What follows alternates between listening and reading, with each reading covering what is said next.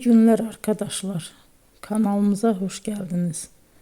Bugün yine sizler için yepyeni videolarla karşınızdayım. İki başarılı oyuncularımız Elçin Sangu ve Barış Ardus'tan güzel paylaşımlarını sizler için hazırladık.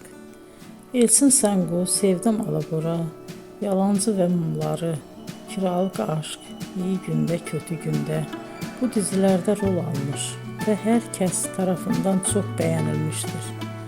Biz de Elçin Sangu ve Barış Ardus'tan en güzel sempatik fotolarını sizler için hazırladık.